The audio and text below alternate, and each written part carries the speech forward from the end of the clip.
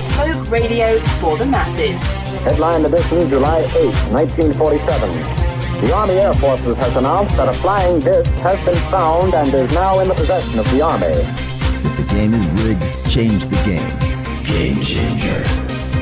I occasionally think how quickly our differences worldwide would vanish if we were facing an alien threat from outside this world. This is Fade to Black with your host, Jimmy Church, on the Game Changer Radio Network. All right, welcome, Fade to Black. How you doing? Today's Thursday. That's right, it is. It is my Friday. You want to be me, don't you? That's right. It's Thursday. I almost said Friday. It's Thursday, August 22nd, 2024. This is Fade to Black. I'm your host, Jimmy Church. All right, an amazing week. They're all amazing around here. This week, Giorgio Tsoukalos was with us. Joseph Selby was with us. Last night, Charles Pellegrino was with us. That was amazing last night. You like that last night? Timeout. That was pretty hilarious. After the show last night, I thought about that. I shouldn't have said timeout. I should have just gave him this because for the podcast part of this, the non-video stuff in the archives, everybody's going to be going, man, what's Jimmy doing? So I should have just kept it silent because that was a lot of fun. Anyway, an amazing conversation last night. And tonight, Sheila Seppi is with us. And like I've been talking about all week, and I mentioned it last week, knowing that Sheila was coming on the show, that we're going to be talking about walk-ins tonight. And I want to just remind everybody that, and I was just telling Sheila about this. I'm guessing, I don't know exactly when, but it was 10, maybe 8 years ago or so. And open lines, and somebody called in and said, brought up walk-ins, and I watched the chat room light up and Twitter and of course email and stuff. And then about walk-ins and a subject that I've always been interested in, but I just thought that I don't know I did, because there's so much going on with walk-ins and what I'm going to use the word they, right? What they could be. And so anyway, I've always researched it, but the community itself doesn't really talk about it, even though the interest is there and they want to know about it. So, and then I was watching the chat room a little bit ago, and there it was. What's a walk-in? Well, tonight you're going to find out. The rest of you have an extreme interest in it, and tonight we're going to do the deep dive. I haven't done this in a few years. We do talk about this a lot on the show, and the subject does come up, but tonight we get to focus an entire show, which we haven't done in a while, to walk-ins with Sheila Seppi. I want to remind everybody that 3 major events coming up, starting, in about a week, 10 days or so. I'm heading to Alaska.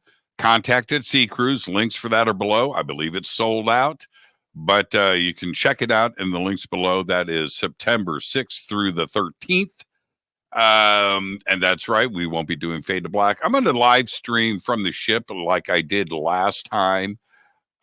Pretty solid Wi-Fi and internet that happens out at sea these days, courtesy of Elon Musk. But anyway, so I'll be broadcasting from the ship. Won't be doing any fade. Well, I don't know. Maybe we could do a Fade to Black.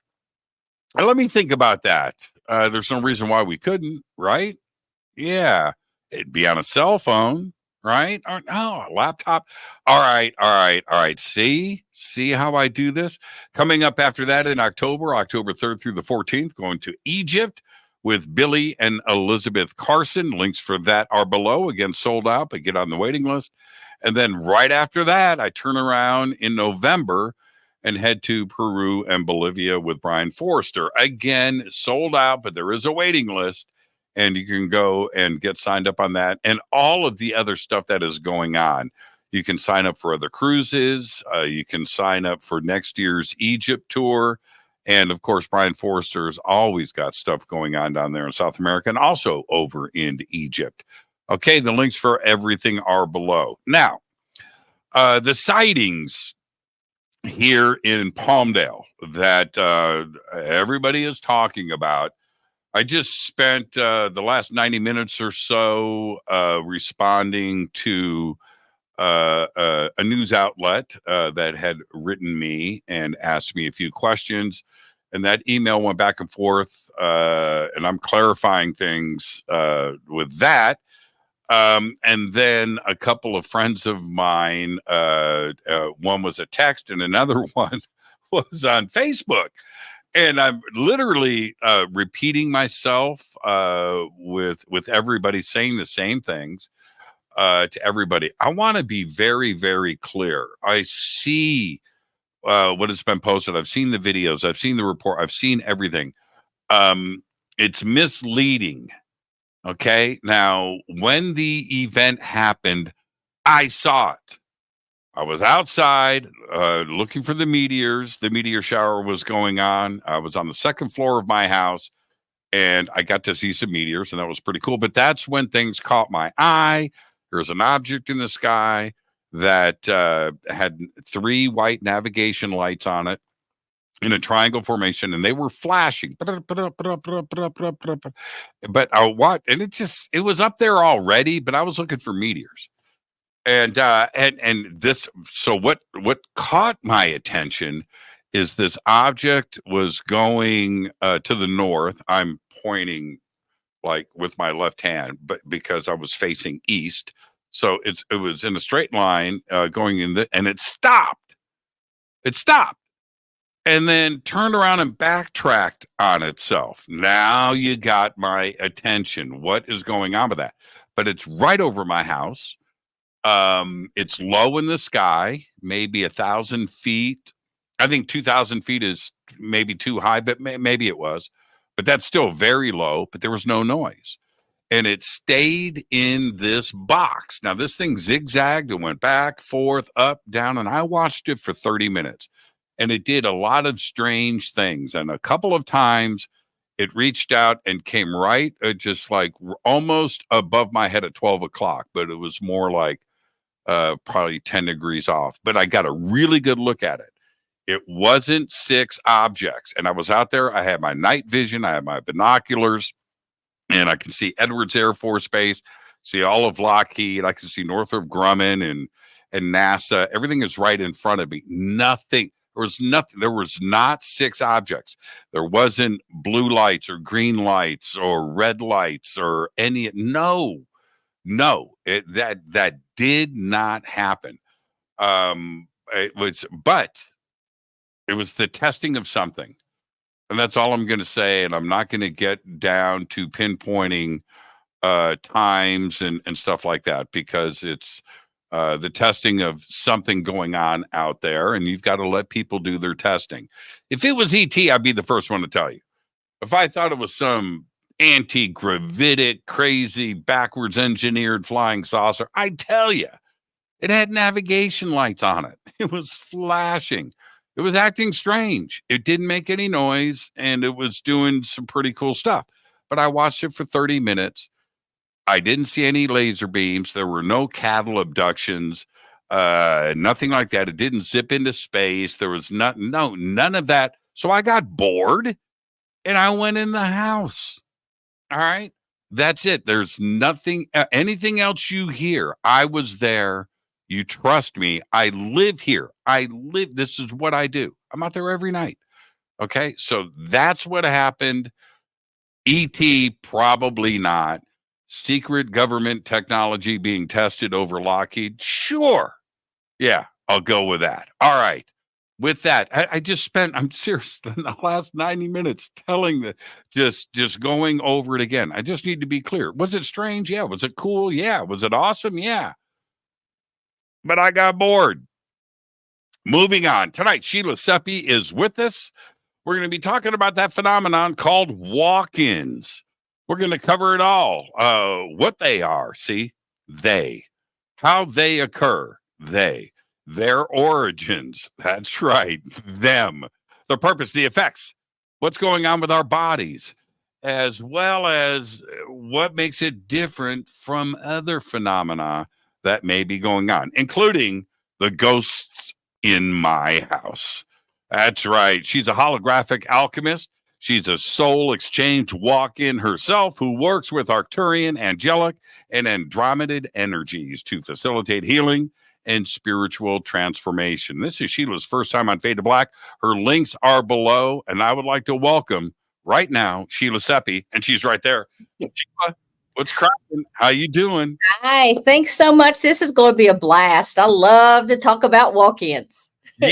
Yeah, and so does everybody else. Well, they like to think about them.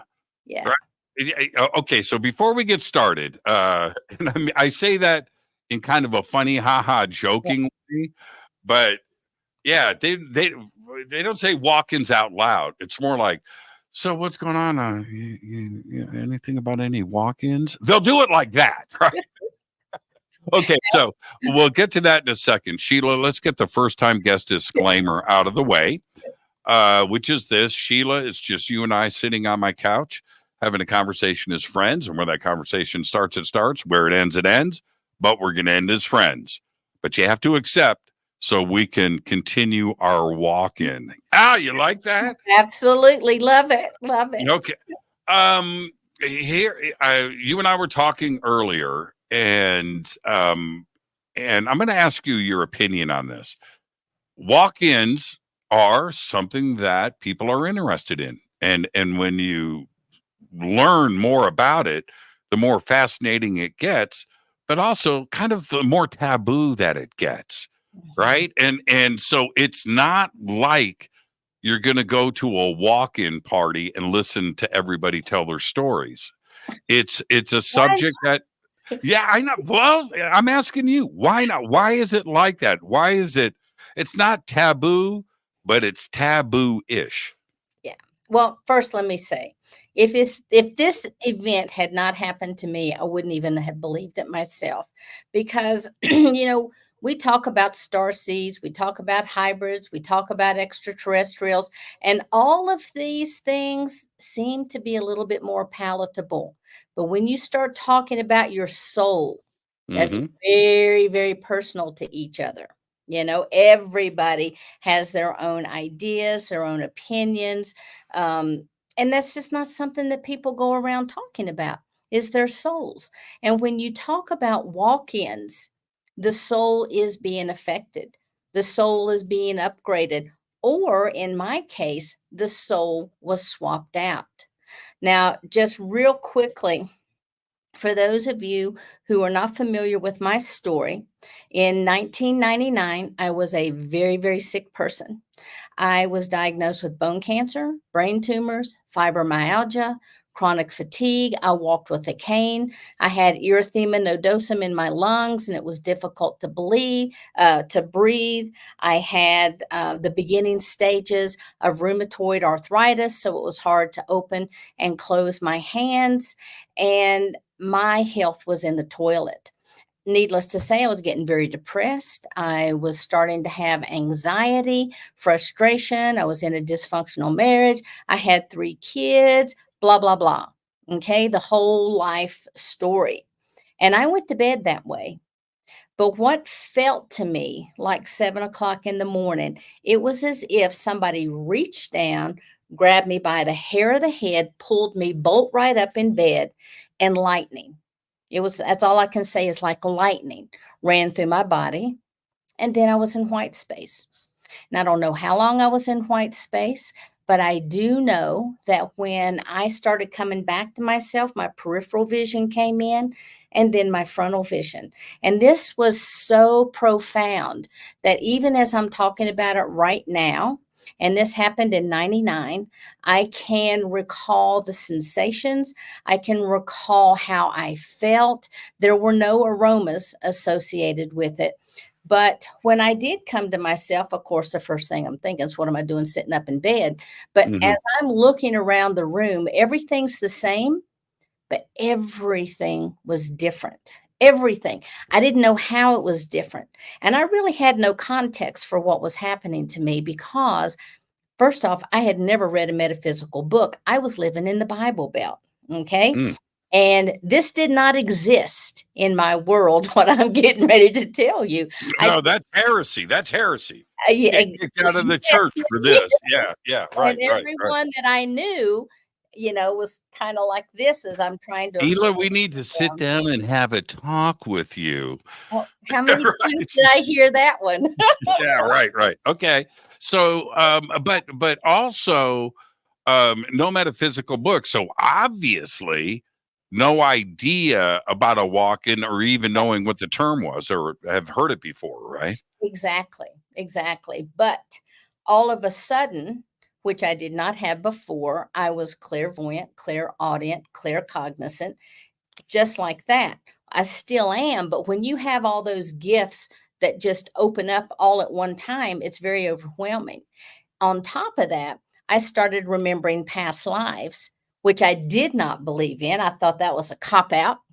And the other thing is, I started remembering all of these universal truths, which I'd never studied, and healing modalities, which I wasn't even interested in because I was walking this Western medicine path. Okay. And so I had no idea what had happened to me. I just knew everything was different. I knew there were people standing around talking to me that no one else could see. I could hear things. And as long as I really followed what they told me, everything was okay. I would know things about people without them even having to tell me. So that in and of itself started freaking me out. And then as I tried to explain this to people, they didn't know what I was talking about.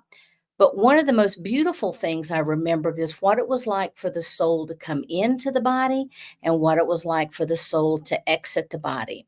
And when I heard a particular piece of music, I was brought to tears. And it was Adagio, strings, D. Okay. When I heard that, it was like, oh my God, that has the exact same vibration as when you're coming into the body. It's this very beautiful, smooth kind of coming in. And when you leave, it's even more beautiful. And it's kind of like, you just shake everything off. And so having these kinds of memories with no context really began to concern me. I had studied psychology, and so I knew just enough psychology to be dangerous. So immediately I started saying, oh, well, I'm sick. I've got Yeah, this you've lost your emotional mind. area. Yeah, you're Yeah, psychotic. Yeah, yeah. I've had a psychotic break. And so all of my friends convinced me of that as well. And so within 3 months, I had left the marriage because everything about me had changed. Now, one of the scariest things that had changed is I had very few memories. And so psychology, I'm like, oh my God, I've had this trauma that has happened. I'm having disassociation. I'm having memory lapses. But I had memories of my 3 children being born and a few select memories of birthdays and playing together. The husband is kind of like, I don't even know why I'm married to him. Within 3 months, I had left, Wow. Everything in my life was turned upside down, and I've never been the same since. And Are you still single? oh no, I've remarried. You And you married your walk-in? no, So I but can we stop there for a second if that's absolutely. okay? You've got to. Okay, I understand the divide. I just did the same thing 4 years ago, right? Mhm. But now you've got your next situation, your next relationship. You got to deal with this. How do you deal with? Do you sit down and go, okay, we got to talk right before we move forward? How do you handle that? The first time I met him, I told him I was a walk-in, and he's like, "Oh, that's cool. What does that Did he? mean?" Yeah. Oh, wow. And so Wow. he's like, "Oh, okay, cool." You know what? Marry him. I did. I So did. he was a martial artist, and so Right. he understood chi, understood ki, and so he could wrap his brain around how something like this could happen. And in some ways, easier than I could, because you have to realize when a walk in, like in my case, a soul exchange, when you have a soul exchange that happens, you come into a body that's already been imprinted by the previous soul. So when we are born, we have our physical genetics, we have our soul epigenetics, and as they come together, it creates us through this holographic grid. When you have a walk in that comes in, everything has to shift. Now, in my case, there was very little of the walk in that started coming in. It was kind of like drip, drip, drip, because the body, remember, was very sick. Instantaneously, I was healed. Now, had I been a doctor, that's just me, I would have been running all kinds of tests on this person that came in that was sick and now is well. But I do believe that I have been divinely guided, guarded, and protected, because they were just like, oh, well, I guess our medicines really did the job. And I'm like, absolutely. I'm not going to tell them what happened, because I still didn't even understand it at that point, because that was within the first 3 months. And so as more and more of the soul essence comes in, it begins to imprint on the cellular structure. So what does that do?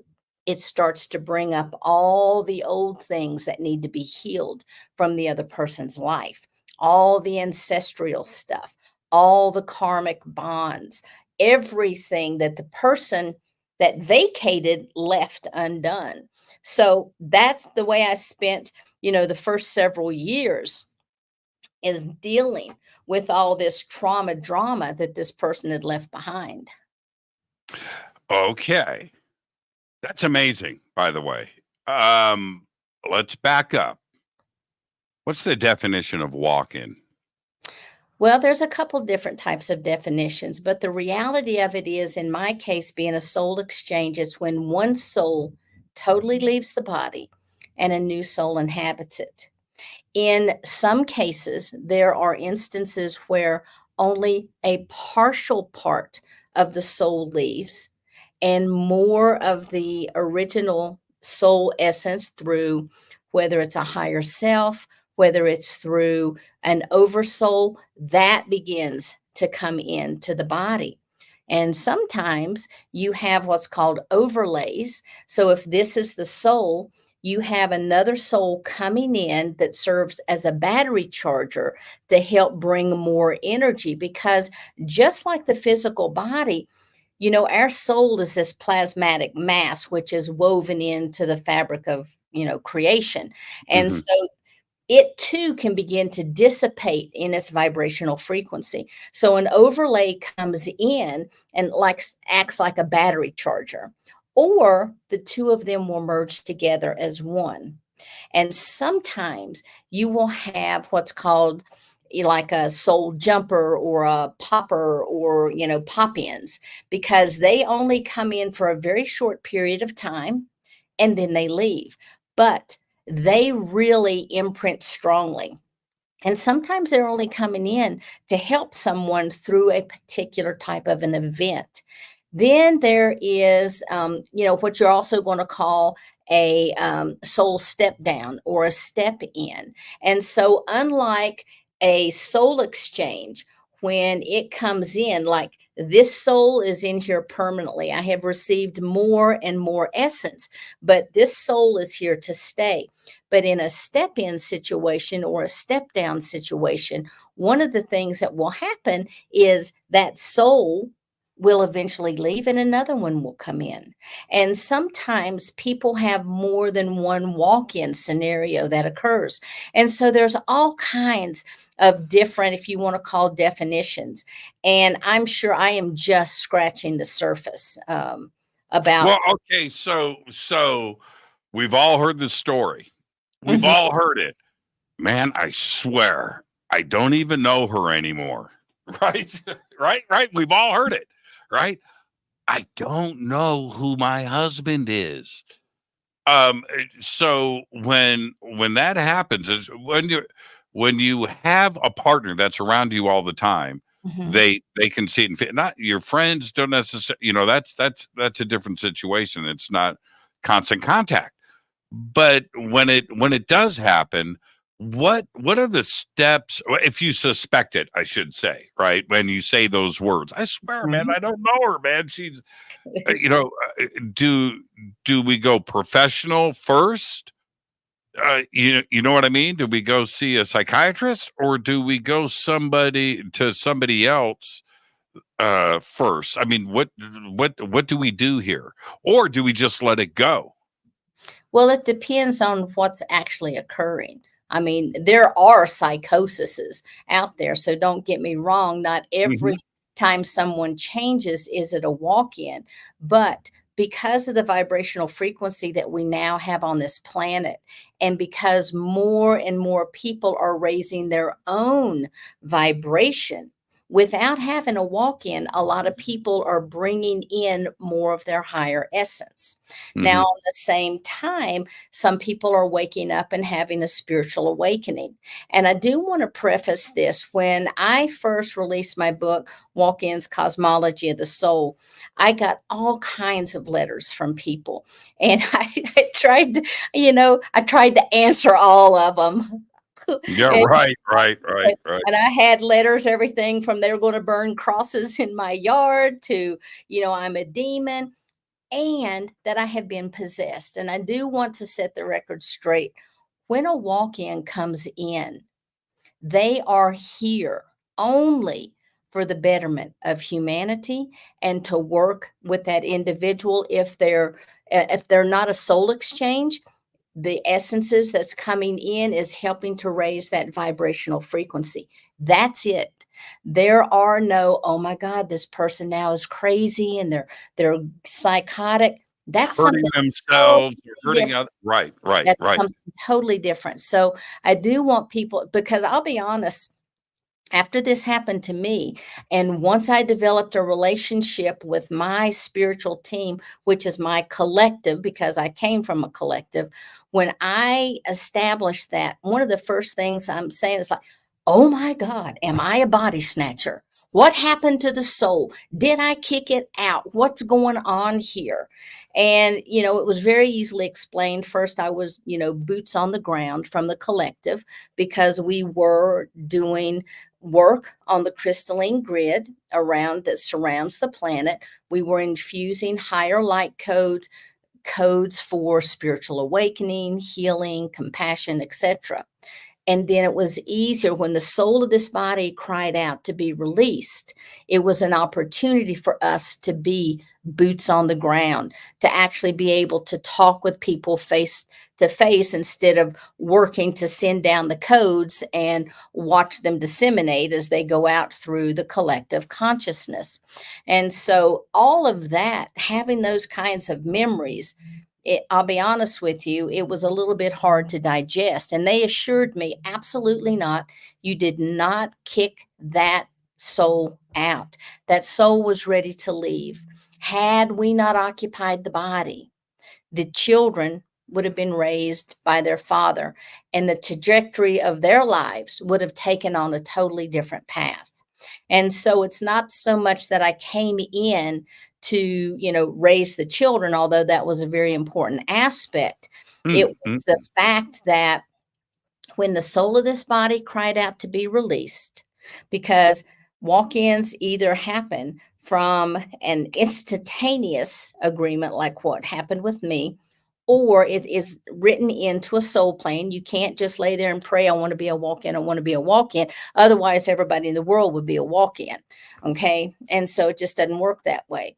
But when they saw the opportunity to come in and to be able to assist humanity during this particular time on the planet, we just kind of jumped at it, and an instantaneous agreement was made. And then I came in. You must be the funnest person at dinner. I swear. I swear. What a conversation. And I know I do talk about this, but the reality of it is, Jimmy, we all are souls, period. I just got here a little bit differently. And everybody comes from somewhere. You either come from another planet as a star seed, you either come in as a dimensional being, you come in from the source energy. That's it. That's how we get here. Now, we could have had elemental lifetimes, we could have had this, and the reality is we have all been everything. So everybody's like, oh my God, this is so great. You must be so special. It's like, no, I'm not special at all.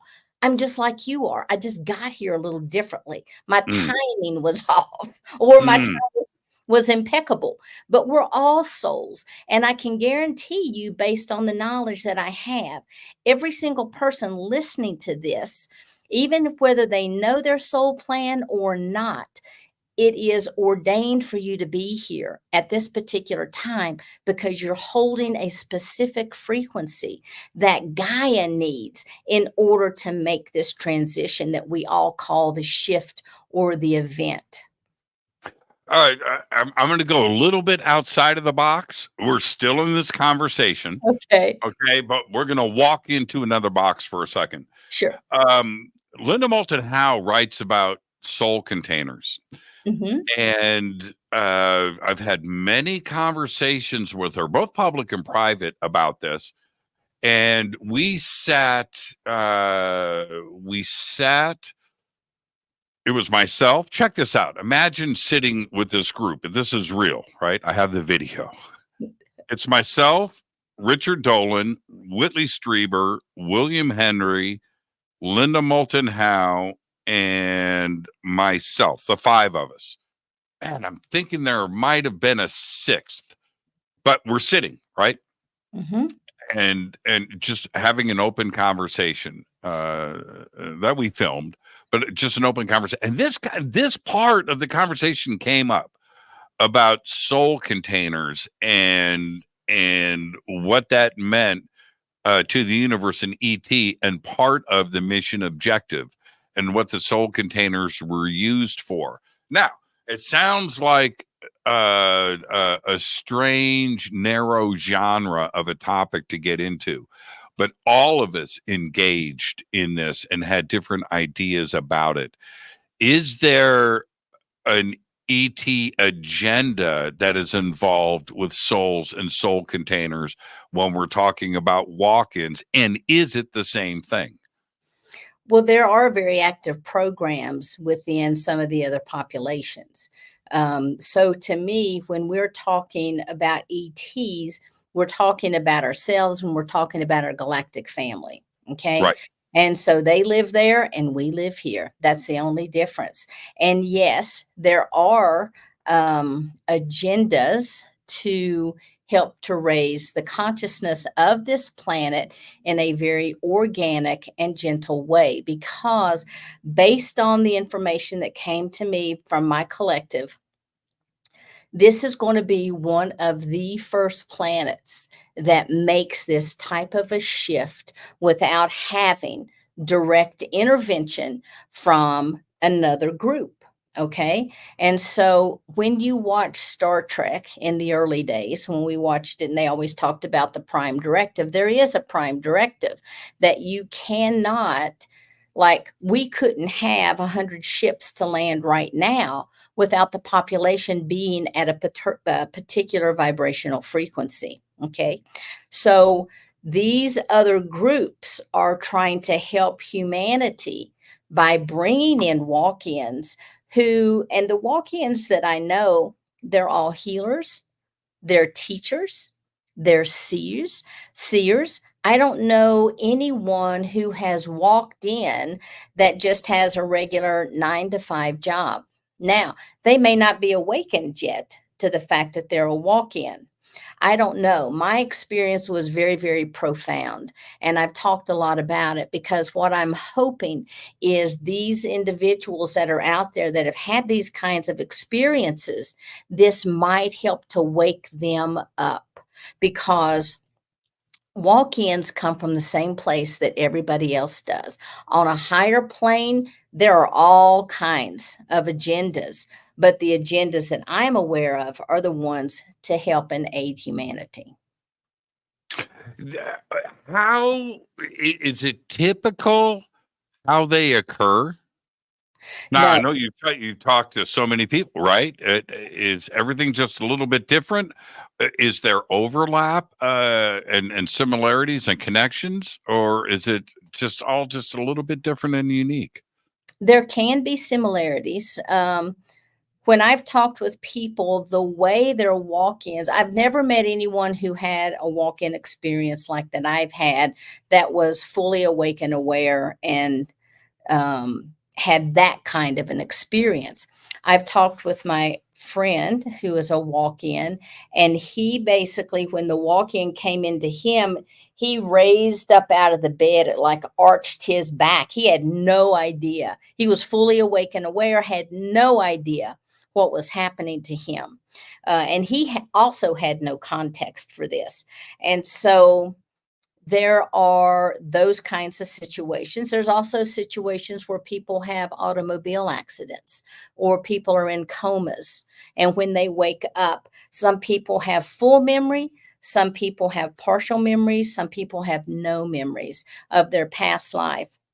They don't, I think that it's really unique. And I have talked with thousands of people who are walk-ins, and every experience is the same as far as when they wake up to the fact that they're a walk-in, there's kind of like that shock and awe, or they come in fully awake and aware and they're like, oh my God, I'm a walk-in, I'm from this dimension and I'm that and this. And everybody's like, again, whoops, sorry, I knocked my computer off. They're like, no, get away, get away, get away, kind of thing. And so a lot of people that I also know, their families turned their back on them and they have not had anything to do with them since, because I think once you know, you know. And I've never backed up from that fact. I've never tried to act like I'm not a walk-in, but at the same time, I have a whole clientele here in the Vail Valley. I talk to people about their souls. I don't necessarily tell people that I'm a walk-in unless the conversation goes that way. And so everybody's a little bit different and unique. Now,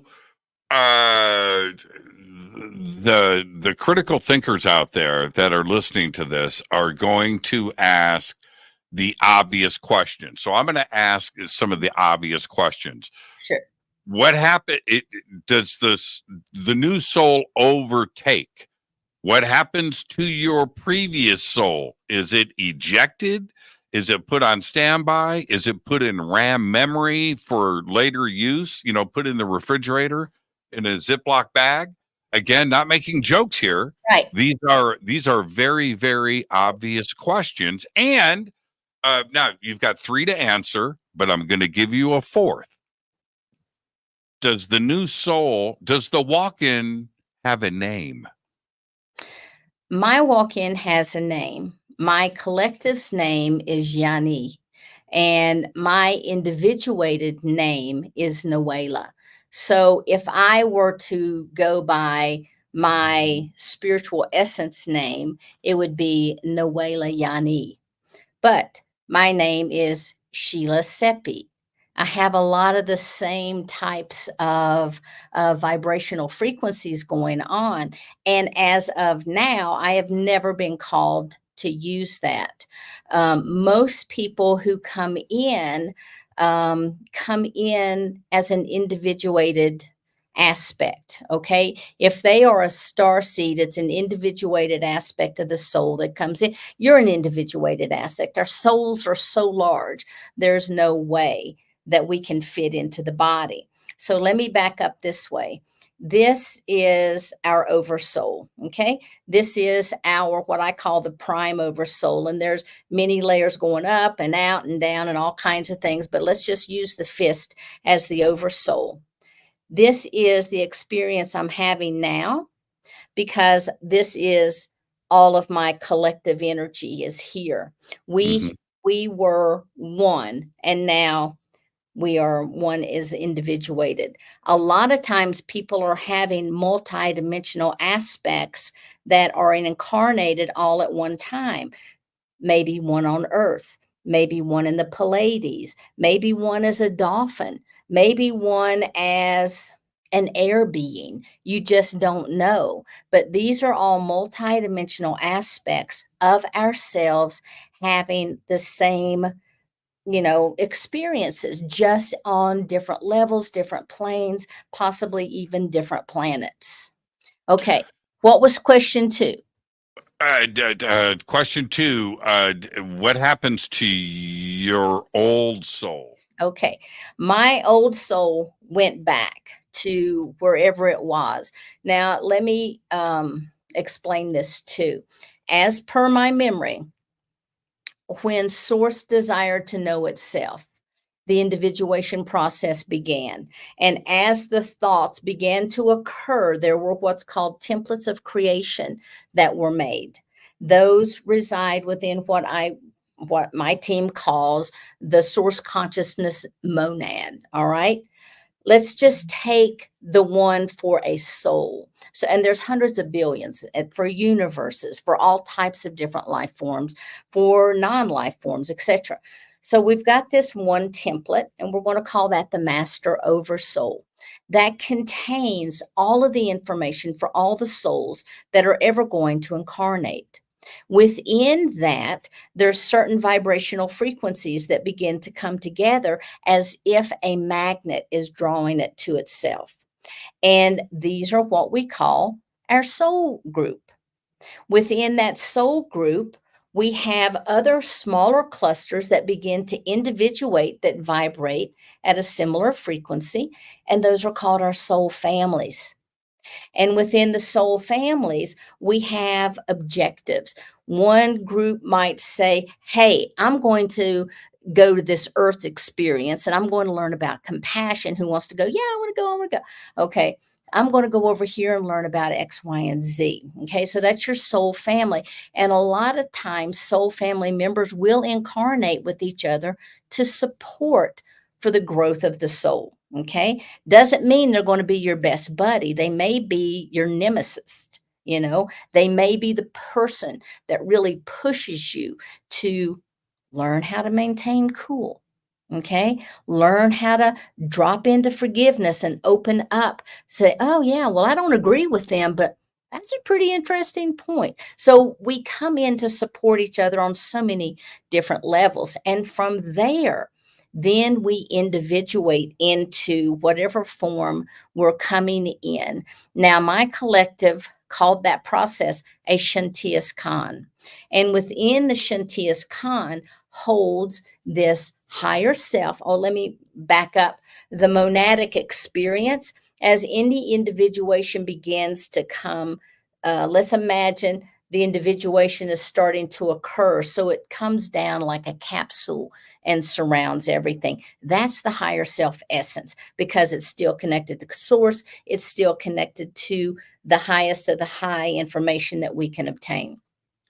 But when you come in through the Shantias Khan, you bring in an aspect of the higher self. You also bring in everything that's necessary to create your spiritual bodies, because without the spiritual bodies, this body doesn't function. And you also bring in that essence of the higher self that's going to attach to the form that we call the soul, which becomes the personality of this lifetime. And so as we're having this experience, we're constantly feeding information back up into our oversoul. So the Sheila that was here previously was somewhere out here in another soul family, but we all came from that original master oversoul. So there was always, with all walk-ins, there is a resonance factor that has to be there before that the solidification process to the human form can happen. Okay. So, well, okay. Time out. Okay. is this so? Does the old Sheila go into the oversoul, join another family, head down another tentacle onto another planet in Andromeda, and go, "What's up, man? I just got here from Earth." You know what I mean? It could. Really? It could be With because memories, with memories from oh, here? okay, here's the thing. Yes, we talk about the false matrixing on this planet.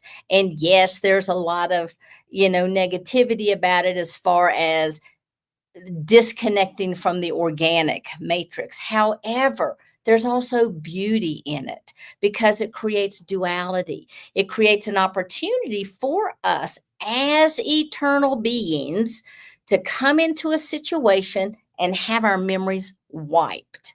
What a hoot. Think about it, guys. You're eternal beings.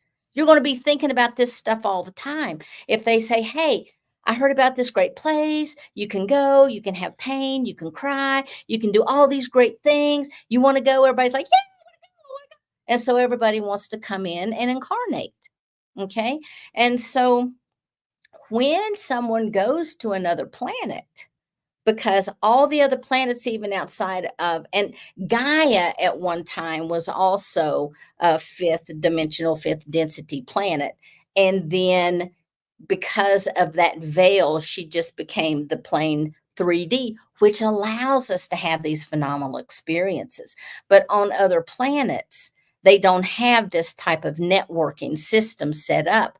So when you incarnate, you can, number one, choose to have memories, choose to have some memories, or choose to have very little memory. Yeah, it's a lot to remember. Yeah, Forever is a long time. Imagine Forever. if you're thinking about all your lifetimes all the time, it's like, oh God, I can't believe on this planet this happened and this accident occurred and all these Right. people, if you're thinking everything all the time, you're not present with the moment. And that's what this veil of forgetfulness does, is it allows us to be present. So I don't know where that other aspect went. I really haven't asked because it was like, thank you for the body. I'll clean it up, have a good life. Off she goes. She was ready to go. And the cool thing is, I didn't need to be born. I didn't need that birth experience. I didn't need adolescence. I didn't need young adulthood. I needed an adult form that I could come into and do my work. Okay, so Oversoul, I like that. Is that the universe? Is that like everything? Nope. We're just talking your hierarchy, if you will. And I don't like to categorize it, but that's what we do here. So it's like you have your soul. Everything is contained within the Shantias Khan. The Shantias Khan is one of these little fingers inside of the primary oversoul. And Okay, that's where all the U's are. But you mentioned the soul family, right? Yes. Mm-hmm. Okay. Is the entirety of the universe like this? Oh, yes, I think that it actually is, because it doesn't really matter. The soul is the unit. The individuation process is the source decision as to where we go and the kind of experiences that we want to have. And that's why a lot of times I'm able to bring in Andromedan information or Arcturian information, whatever is flowing through, because I've had those experiences and I can share that information. When you choose to go to another place, it's for a specific purpose. The only reason life exists is for the growth of the soul and for the edification of source, period. That's it. That's all there is. And everything is happening inside the mind of source. Even though this is real to us, because density vibrates at a certain frequency that, it's like the solidification process. We have mass, we see it, we feel it. But the reality of it is we're just holographic images inside the mind of source, who decides how things are going to show up. Now, you just mentioned you can choose to leave. The soul. No, the soul, this soul, that the original soul to this body, she was ready to go. She was ready to leave. Wow, Okay. wow, wow, wow. Okay. And so if I had not come in, this body would have been buried by now. Okay. So she was dying, it was decaying. It had cancer, it had all kinds of stuff going on with it. You look great, by the way. Well, I'm healthy. All of that, all of the poisons and all that stuff, it just you got better. Any Western medicine involved with any of that, or no? I mean, I had been going consistently to the doctor. Like, I started being diagnosed with cancer in my 20s. And then I was diagnosed with this, and then I was diagnosed with that. And then they're like, oh, you're going to be in a wheelchair because you've got MS. Everything went away. My health was in the toilet, however. And remember, I had 3 little kids, and I played with them by laying on the couch and reaching down and doing things. After this happened, man, instantaneously I was healed. Did you dance? I did everything. You did everything. I went out on the picnic table. I danced. I jumped Right. around because this was the first time I had energy. Didn't know how, didn't understand how, but I had it. And I used it, and I could play with the kids, because people are like, well, what did your kids think? Did they notice? And it's like, yeah, they noticed. All of a sudden they had a fun mom that could do all kinds of cool stuff with them, because before she was too sick to even get out of bed half the time. Okay. Now, again, I'm asking the questions that's on everybody's mind.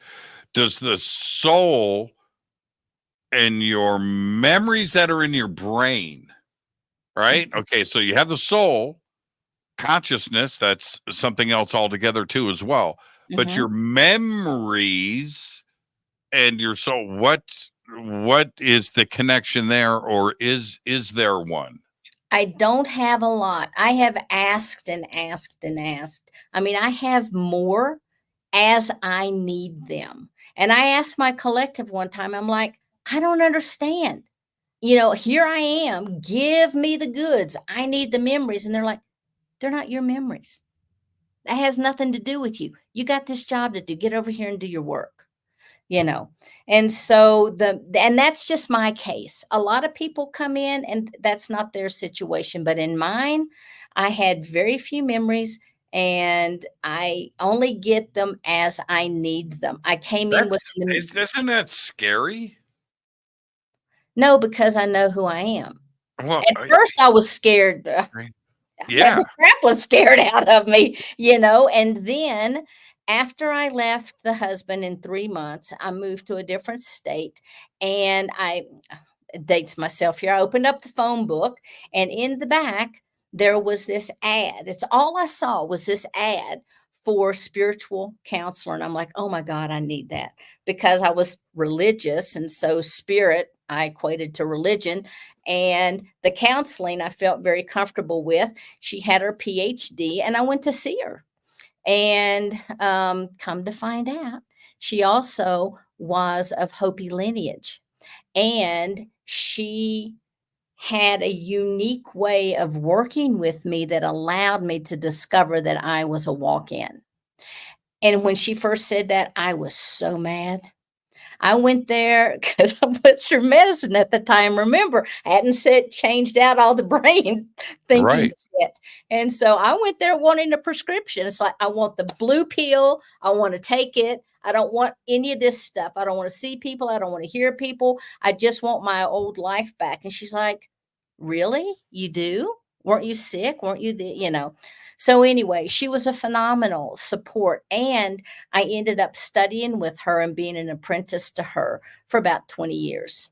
And so I learned all the, indigenous techniques. And the reality of it is I started sitting with a group of women, and I learned about shamanism. And once I had a framework for what was happening, and I could travel and I could meet my guides and have these conversations. That's when I started learning. that's when I began to anchor more fully into the body. And even though I really didn't grasp 100% the concept, it's like, okay, yeah, I'm a walk-in. I don't know what that means, but I'm a walk-in. And the more I embraced that, the more healing came up. Now, I'm not talking physical healing. Now I'm talking about old behavior patterns, old thought processes, karmic bonds, ancestral curses, whatever was in this cellular structure started coming up to be healed. And so every time I think, oh, I've got this 100%. Every time I think that, it's like, "Oh, really?" And then they start to bring something up. It's like, "Okay, now how do you choose to respond to this? What are you gonna do with that?" And so it's been, even with me walking through that, it's been a process of learning not just how to anchor into human form, but also how to walk in integrity and talk about this so that people don't think, "Oh my God, she's really crazy." I just share my experience. I don't really try to convince anybody. This is my experience. This is what I know to be true for me. These are my memories. And the memories I share with you now are my memories. What does your family think? And not okay. Well, I love the laugh. Okay, let's start there, and then we'll get to your friends and the people Sure. that you grew up with. What's your family think? Okay. Because I had no memories, that served as a real problem. And I became very good at deflecting. People would ask me how I was. "Oh, I'm great. How are you? How have you been? Tell me all about your job, your family, blah, blah, blah." However, I had to go to a funeral where there were lots of members of my family, lots of people that I had gone to high school and college with. I had no clue who they were. And my mom kept turning around in this line, looking at me, and they're like, "You don't even know who I am." I'm like, "It's just been crazy. I know you, blah." And so when I got home, my mom said, "We really need to have a talk. Let's go sit down on the couch." And I thought she was going to say she had a disease or something like that, but she didn't. She said, "I would really like for you to make a doctor's appointment." Said, "I don't need a doctor's appointment. I'm not sick." She goes, "Honey, I think you have the beginning stages of Alzheimer's. You don't know anybody. You can't remember. We talk to you about things and it just goes right over your head." Well, I was dead in the water. I was busted and I had to tell her. So I said, "Do you remember when I was really sick?" And she says, "Yes." And I said, "And then all of a sudden I was better." "Yes." "And do you remember how I am no longer close with a lot of family members that I was once close to?" "Yes." I said, "That's because I'm a walk-in." And I said, "I was very sick. If you want to look at it this way, the body died, a new soul came in. It's kind of like reincarnation. And here I am." And she's like, "Oh my God, does that mean I'm not your mom?" And I said, "No, that That's means," legit. That's a I legit said, "you question. have a new and improved daughter." That was it. We never spoke of it again. My dad, I didn't tell until the day before my book came out. And I thought, "Oh man, I better tell him." Now, my dad is very religious and still very entrenched in the church. And when I told him, he's like, but with him, I had to say, "Do you remember when your sister passed?" And all of a sudden, I'm telling you things about, her hair's not fixed right. She doesn't have her gold shoes on. She's barefoot in the casket. They painted her fingernails pink. She wanted it red, and she doesn't like the dress. And I said, "But I'm not telling her, son. I'm not mentioning anything." I said, "You just go in, check it out, see what you think." Well, sure enough, everything I told him was true. He kind of, literally, and I said, "I know this is weird. I'm so sorry. I just don't know what else to do." You know what he did? He patted me on the head and he said, "Honey, it's okay. You're what they call psychic, but we love you anyway." Oh man. So they're cool. They're cool about it. And my dad, when I was talking to him specifically about the walk-in, he sat there, he was just like this, and he goes, that's when Jesus came in and instantaneously healed your body and gave you gifts of the Spirit. I knew that was coming. Yep. I swear, I knew that was coming. Yep. Yeah. That's what I was told. So, and they've accepted it in their own way, and it's fine. You know? Well, it's probably been like that throughout history, right? Jesus fixed it. Right? Yeah. Right? That's right. Hey, and maybe so. Who knows? I just know what I know. I just know yeah. what I know. And, but they've been very cool about the whole thing. And now, what about we've got to take a break, but I want to get this in. Or you know what? Let's take our break. But I'm going to ask you about the friends that you grew up with when we come back. Our guest tonight, Sheila Seppi. Well, the new Sheila Seppi. We'll be right back after this. Stay with us.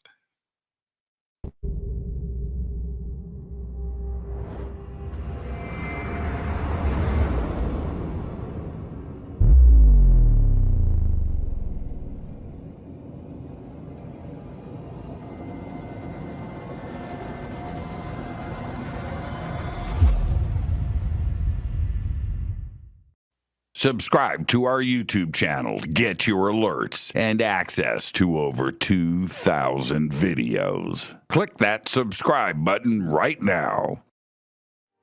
Go to jimmychurchradio.com and get the Fade to Black official podcast. 2,000 episodes, all of them commercial free for just $2 a month. Hi, this is Jimmy Church of Fade to Black, and I want to invite you to come to Alaska with me on the Contact at Sea cruise. It is this September 6th through the 13th, 2024.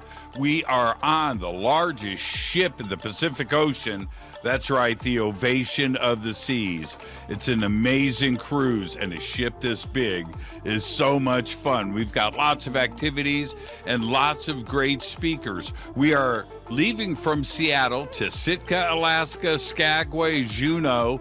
We're going to end the cruise in Victoria, BC, and arrive in Seattle on September 13th. We've got a lot of amazing speakers, including we've got Seth Shostak, Scott Walter, Stephen Bassett, Daniel Sheehan, Daryl Sims, Mas Adi, Vivian Chavez, Grant Cameron, Geraldine Orozco, Misha Johnston, and Melanie Aguirre, and a whole lot more. All you have to do is go to divinetravels.com. You can also go to contactatsea.com. Both are going to take you to a full event schedule. You can check in, look at the boat, get things ready to go, and maybe get a cabin with a balcony. That's what I'm talking about. Come see the whales. Come check it all out. Let's go to Alaska this September 6th through the 13th, 2024 with me, Jimmy Church. Now, when you head to divinetravels.com or contactatsea.com and get signed up, you know what? Use my name, Jimmy Church. I'll see you there September 6th through the 13th, 2024. Let's go to Alaska.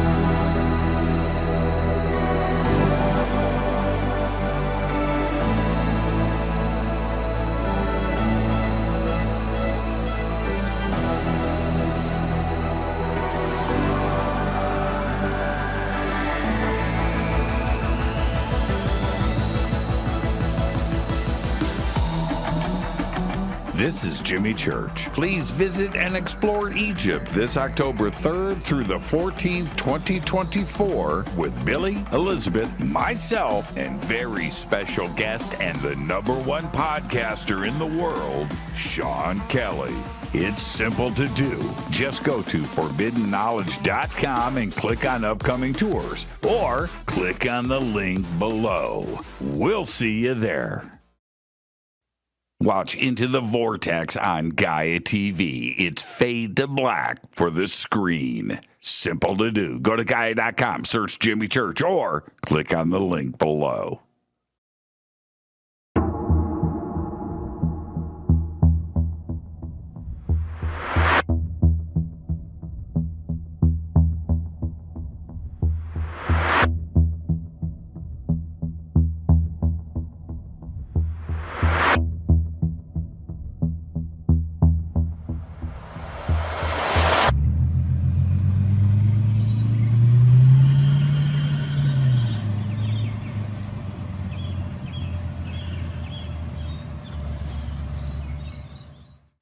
Follow Fade to Black on Twitter at JChurchRadio. Get all of the show updates every single day. It's now called X, but who cares? How you doing? Jimmy Church here. Special announcement. Get your Fade to Black t-shirts. That's right. Help support the show. Help support everything that we do over here. We've got 2 t-shirts. We've got 2 ways to get them. Get your Fade to Black t-shirt today. Go Beckley Teppy. Go to jimmychurchradio.com and become a Fadernaut. Get a membership. That's right. Everything is commercial free. You have access to downloads, and you get to call yourself a Fadernaut. River Moon Coffee, makers of the Fade to Black blend. Truly the best coffee on planet Earth. Just visit rivermoonwellness.com or their Amazon store. It's all simple to do. You can check out the Fade to Black blend, the Game Changer blend, or any of their Black Moon Wellness products. It's the only coffee I drink. It is the best, and it's Doc. Again, rivermoonwellness.com.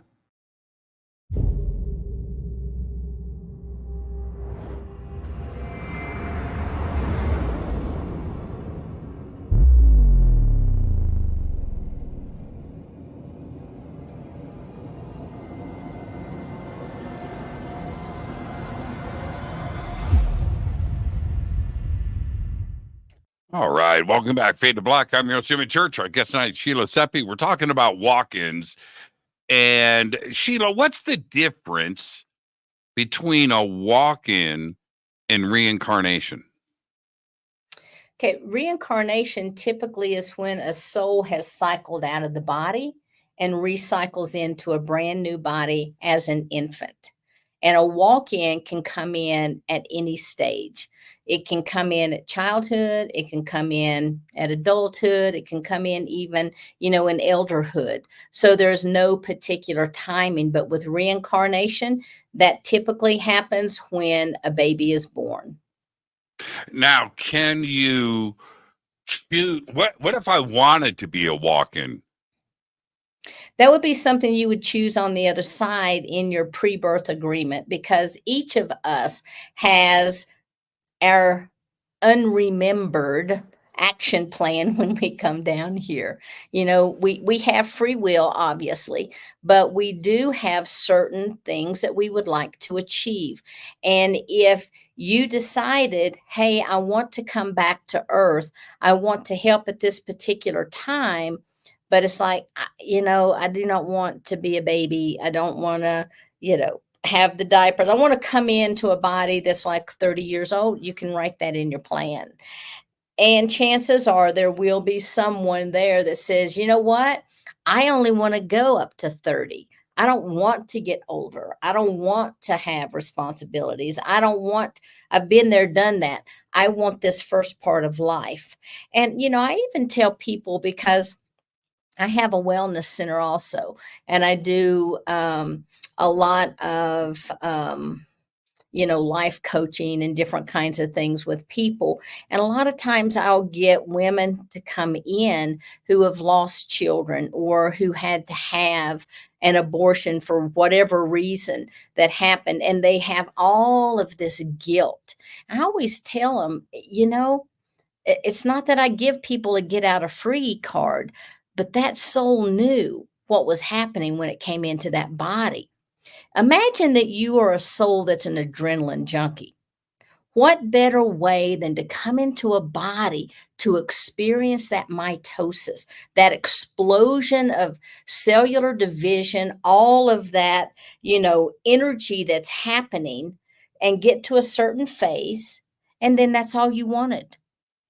Well, you would definitely want to choose someone who was not going to be able, for whatever reason, to carry a baby to fruition. Or what happened if you only wanted to have that birth process experience when that soul when you take that first breath and that soul solidifies, and then you only wanted a baby experience. You have to have on the other side all of these agreements in place before you come in. Now, some would say that this is almost like Invasion of the Body Snatchers, and it's not cool. I understand the positive side of this and the positive experience, but I understand that opinion too as well, that this is not in my control, and this may not be something that I want. And it is kind of like that. It's an invasion of the self. Well, first off, there is no self. Okay, we have to remember we're all still having these experiences in the mind of source. Okay, so that's the first thing. We're having a human experience. That's what's occurring, is the experience. On the other side, it's all about the experience, be it good, be it bad. Okay, it's only about the experience and the growth that the soul undertakes. And so there's many, many ways that on the other side that we choose this. It only comes into play right and wrong once we get into human form, into a conditioned society that tells us what's right and what's wrong. But to the soul, it's pure essence. There is no right or wrong. There just is. Right. But could there be devil's advocate here? Sure. A trickster walk in? I will be honest. I have worked with my collective about this because people talk to me about these kinds of things. They have never verified that there is a trickster walk-in. There are possessions. There are disincarnate souls that see an opportunity, that move into the form, that move into the field that we have and can influence the body. But as far as a walk-in goes, they're saying no, that there's not. So you don't have, okay. All right. But is there, that makes sense to me, by the way. You explained it really well. Is there walk-in fights? Right? The walk-in comes in and the yeah, dude, I'm not, no, out. I'm staying, right? Is there that? Sometimes there are multiple aspects that will inhabit a body all at the same time, and there is a fight for control. Who's going to do what? I'm here now, and there has to be a reconciliation, or somebody has to leave. That's all there is to it. A lot of times in braided scenarios, this is exactly what we're talking about. You have Right. multiple aspects that come in, and they all try to braid together to control, as opposed to this beautiful, like, multidimensional dance that will take place where one aspect will have the experience and step back, and another one will come forward and step back. There is this argumentative type thing. And sometimes if people, because I work with walk-ins all over the world, and there are people who said, I had to get rid of a couple soul aspects. I had to work with them and say, you're no longer welcome here. And they left because they would not fully integrate into the body. And that's, people, we all want the ascension process, but before we can do that, we have to ascend. We have to anchor into this lifetime fully. We have to be grounded onto this planet. We can't always operate up here, even though operating up here is a heck of a lot more fun a lot of times than operating down here. And there are some of those aspects that just come in and they just kind of hang out in the field, and they do not fully integrate. They're in just enough to be making these imprints, but not in enough to help with the totality of the experience. It reminds me a little bit of, I think it was the Flintstones. I could have this wrong, but you remember, I think it was Fred. He had like the good guy and the bad guy on his shoulders, telling him what to do. Is that kind of like what the braided situation is like? The voices in my head, almost. What's the word I want to use? Maybe schizophrenic is the right way. Are you aware of the two attempts at control? There can be, and many times there's more than two attempts at control. Again, from my experience, I feel totally guarded and protected, because unless I'm talking, unless I'm working on something, I have total silence in my mind. I don't, my collective, we work seamlessly together. It's just like this beautiful blending of energies. And I don't have that mind chatter. My son has tons of mind chatter, and he played a little video for me. I'm like, oh my God, how in the world can you operate with all those little voices going on in your head all of the time? And he goes, I just choose who to listen to. I'm like, well, that makes sense. And when I've talked with other walk-ins, I've used that, and I'm like, okay, who are you listening to? What are they telling you? And even in the scenarios where there are multiple energies vying for that, position, that control position of the body, so to speak, they still are not like psychotic voices in the head. Right. It's not like multiple personality No. disorder or anything like that. That's not what we're talking about here. Right. Absolutely not. Yeah. And to be clear, the soul is not a personality. Correct. You only have personality of this avatar for this lifetime. Correct. Okay. I like where this is going. Is there a feminine or masculine soul? No, not really. You can have feminine or masculine traits if you choose to, because everything's about choice. You Right. could be a dragon with a green tail and a red head with little fairies on your ears if you chose to. It's all about choice. Even on the other side, everything is choice.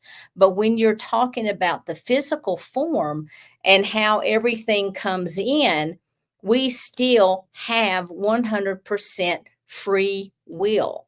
Even if our birth plan says, hey, you're going to marry this person, you can still choose not to, or you can choose to divorce that person. There's nothing that says you have to do anything, because realize on the other side, it is the other side.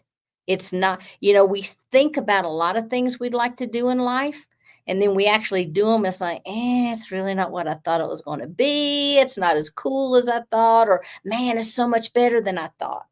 until you're in the experience, you just don't know.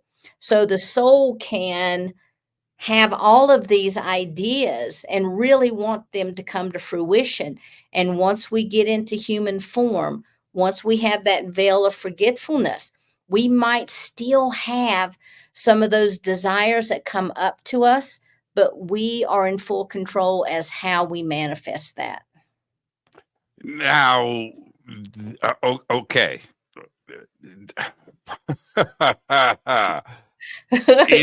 if I was okay,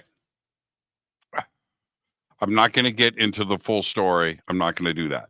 But I was last year. I was regressed for the first time. Mhm. I was not interested in past lives. Don't care. Don't care. Any past life of mine would be embarrassing, so I don't really want to know about it. So there's that. But there was a conversation in the third person that happened for me for the first time. I was shocked with my higher self.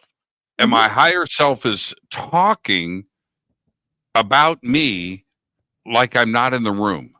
And it was like, who are you and what's going on here?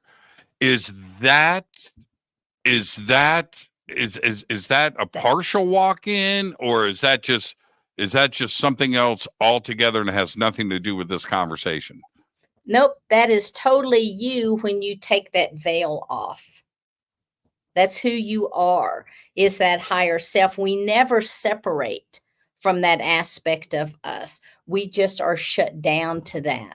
And we can still open up and receive more of that kind of information to come in. But a lot of times people, when they start receiving that, they don't have the language or the format to be able to accept it, that it's true for them. But yeah, that's pretty cool. Was that QHHT or? Yeah, it was, and we did it for my TV show, and I did it on camera, and so going back and watching it and listening to it was it was disturbing. There's a lot to unpack, right? I didn't think I was susceptible or capable of doing it. That was the other challenge. I didn't know, right? And to be quite honest with you, I went under like that. And that was the other scary part. Sarah, who's such a dear friend of mine, Sarah Bressman Cosmic, She's and she's the best. And she's like one of my dearest, closest friends, right? Okay, so I trust her. But now I know. I've been out to dinner with her many. I've done a lot of things with her since then. And I said, I swear, do not hypnotize me during dinner. I'm going to make you bark like a dog. And the thing is, I know she can. That's the trippy part. Like, she has that ability. And I went under like that. It was, I asked her, I said, do you hypnotize your kids to do homework? Right? Yeah. All the time. Oh man, she was serious too, by the way. Oh yeah. Okay, so back to this. When I know that in your book you interviewed and shared stories with many people. Are all of them positive? Are all of them, or is there a negative experience with this where somebody's not digging it? The only, and this wasn't even a negative experience, the person who had the pop-in experience or the popper, that person said it was like they were being the observer the whole time. It's almost like when you are having a QHHT experience. It's like you're the man behind the glass wall and you can observe, but you can't really do anything. And so he said that when the energy came into him, that it was so profoundly affected him. And even though it was for 1 month, that he yearned for that same type of experience Mm. because the energy that was flowing through him was so much more profound than what he was typically used to experiencing. Now, E.T. Hmm. at some point is going to do the big reveal. I mean, the real one. I've had my own experience. I've seen stuff, and I've had my own disclosure, and I know that there's something going on. But I'm talking about the big one, right?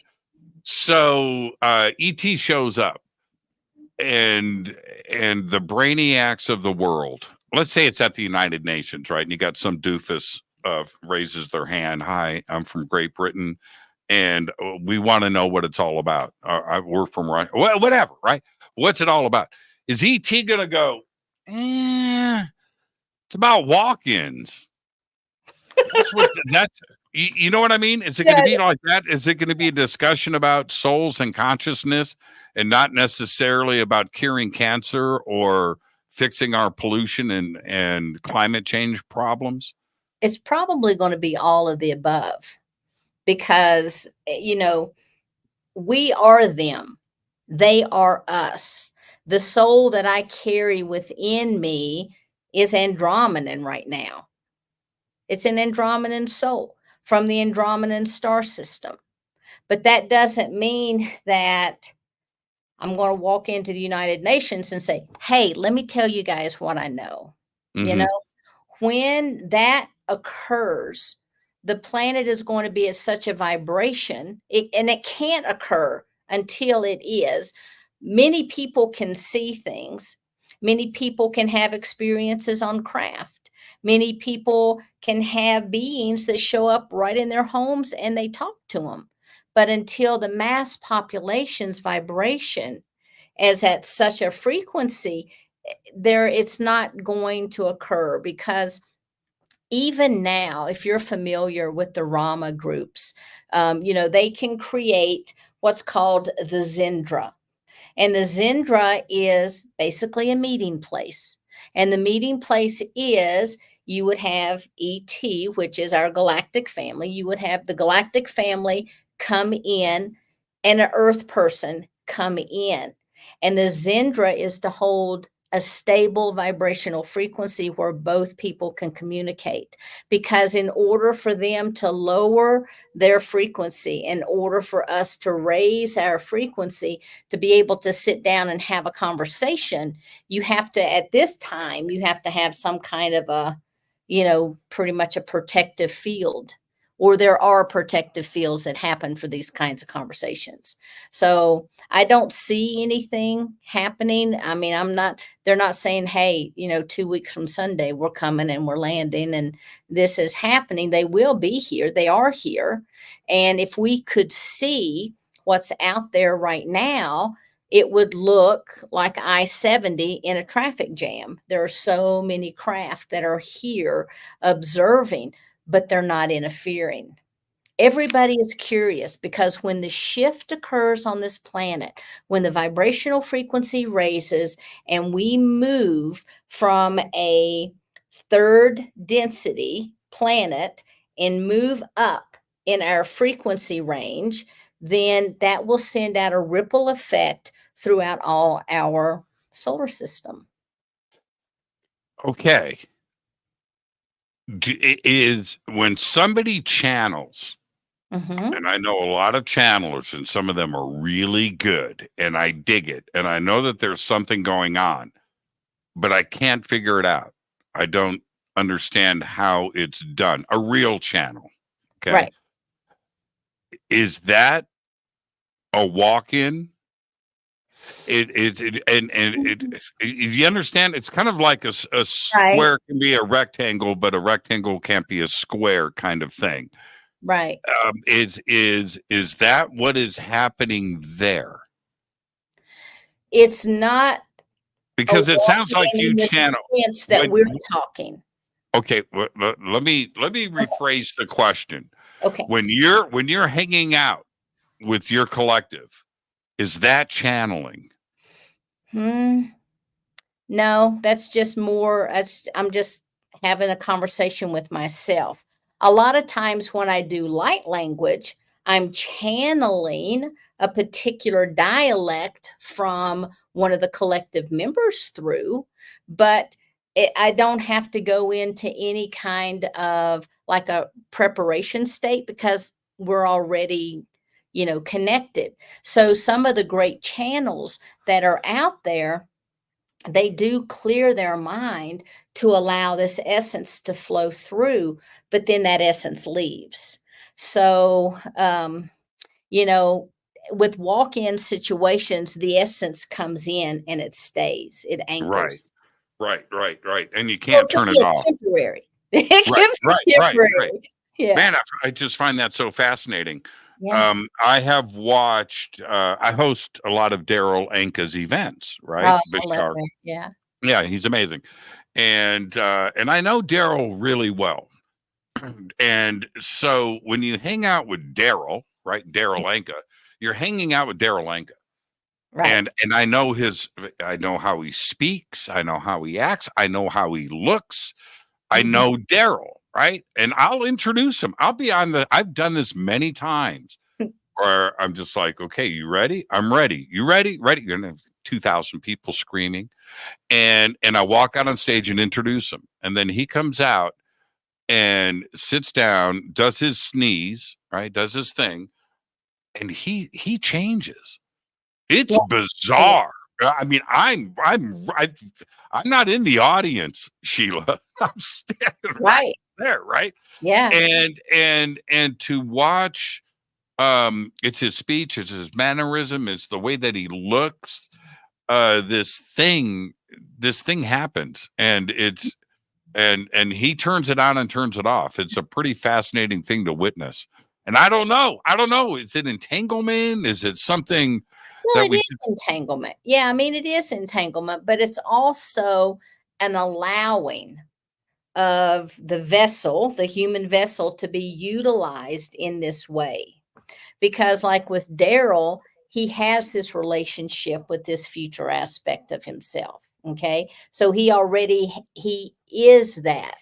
So it's like if my collective did I don't know though, because a lot of times when I'm talking, the information just flows through. Daryl physically changes. So there's a lot of that energy that comes in, but then it leaves and then he's Daryl again. But it's amazing. You channel too, because when you are, in the throes of things, when you really are, having this communication, this information just comes in and flows through you. Well, I tell everybody that's the secret. Uh-huh. But see, you're right though. You're more right than I think you even know. Oh, So I'll say it like this. People ask me, they go, okay, so Jimmy, what's the secret, man? How do you do this? How do you do this? You've done so much. What? I want to do it too. What's the secret? And I tell them, dude, it's easy. All you have to do is learn how to connect the brain to your lower jaw. Get rid of the clutter, right? Get rid of the clutter. Get rid of all of that. And this is what you've got to connect. So you're absolutely right. When I start the show, and I do this every night, right? And I've been doing this for years. When I start the show, my life, my day, my tomorrow, that's all separate. Yeah. I'm not thinking about any of that. Thinking about you, thinking about the audience, enjoying the conversation, and you stay in that zone and you get that connection going. And the other part to it is exactly what you're saying. You remove the mask. Mm-hmm. You remove the mask. This person that's here right now is me. Mm-hmm. It's not somebody else. It's not. I say, I'm going to use a bad word. I just want you to go with this. I'm the same dick in life that I am here on the show. You follow what I'm saying? There isn't, and that's the secret. And you're right. That's the connection. I totally agree with that. You're more right than you know. Yeah. And I think that good communicators and good teachers all do the same thing. Mm. They get in the zone. They get in that zone. The other stuff, your personal life or the bad shrimp salad that you had at lunch, that doesn't come into play when Right. you're in the zone, does it? That's exactly right. And when you're in the zone, you're in the present moment. And when you're in the present moment and you're not worried about the future, you're not worried about the past, you free up so much more energy to open up. And when you can open up fuller, you can receive more. And as you receive more, you can give more. Wow, that's fascinating to me. That is just so fascinating. And staying on this is what's the okay. Is a star seed a walk-in? If somebody comes up to me, happens all the time. You remember the TV show People of Earth? Tell me you watched it. I don't know. Okay. Take out your pen and write that down. People of Earth. Do it right now. I want to see you write it. People of Earth. Put it in my phone. Yeah. People of Earth. Okay. 3 seasons, and you're going to start binging it tonight. Okay. People of Earth. You know what it's about? It's about this show. Oh, fun. Okay, so Okay. it's a group of contactees that gets together once a week in a church. And it's a comedy. It's amazing, and talks through their stuff, and it's fascinating. Anyway, they go to a UFO convention, and they walk down this row of booths of starseed booths, right? Yeah. Books and posters and stuff.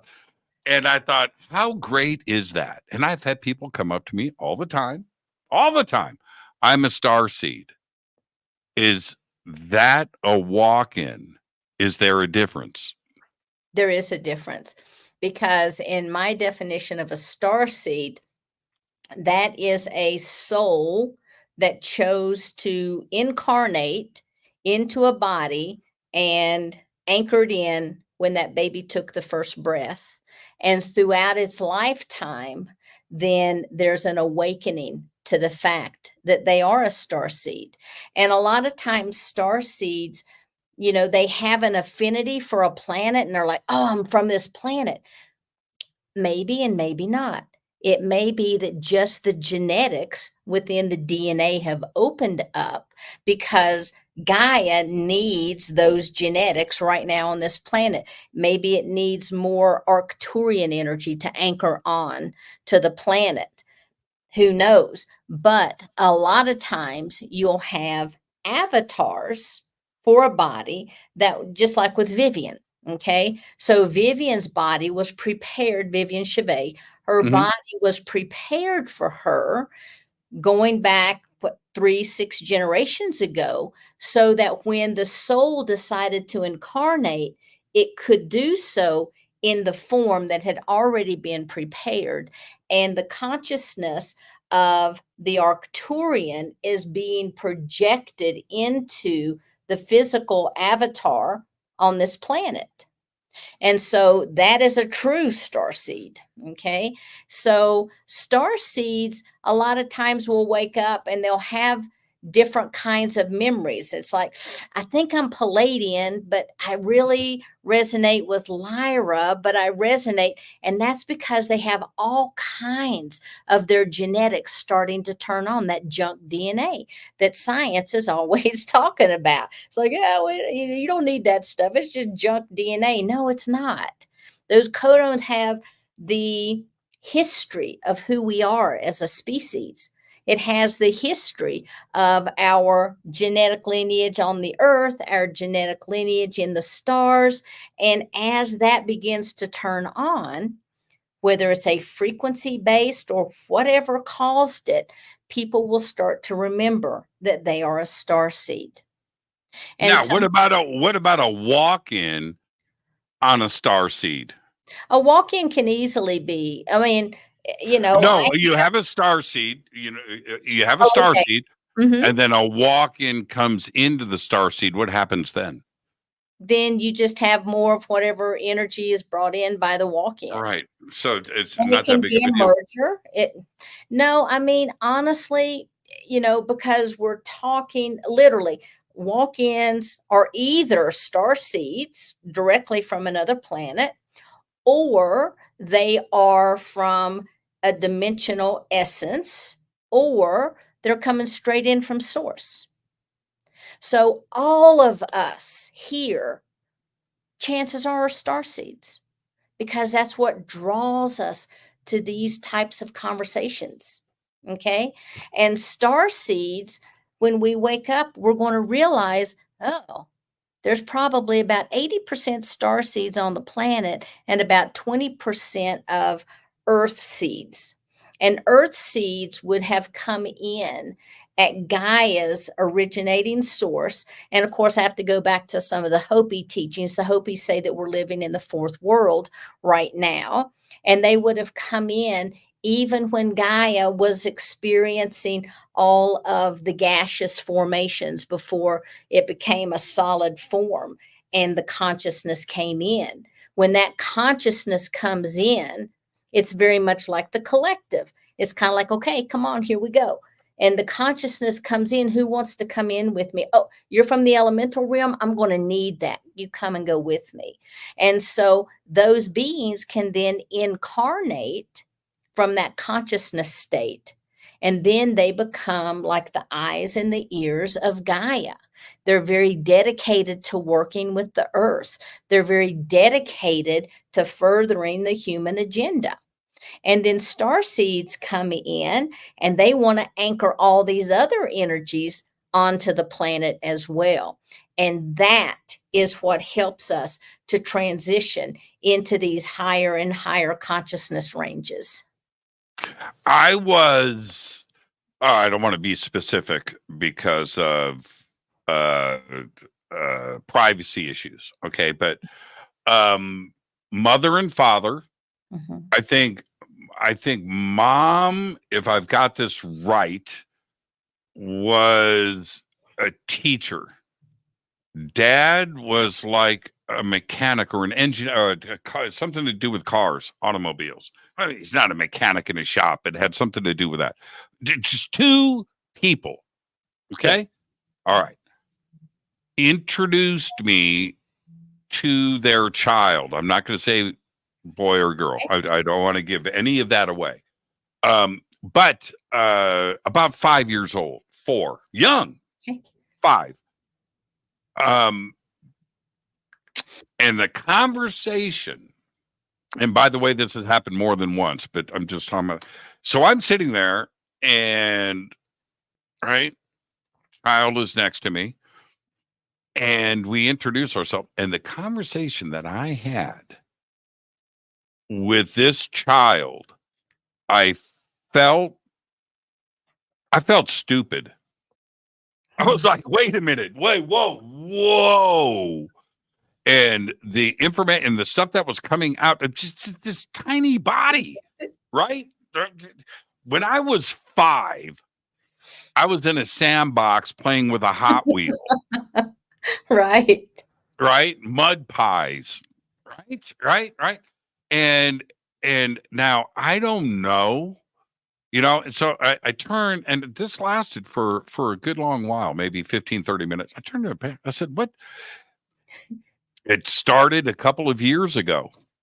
I was like, what kind of movies do you guys want? Not this stuff, but we're here because we just kind of want to figure out what's going on. And, in introductions, I was blown away.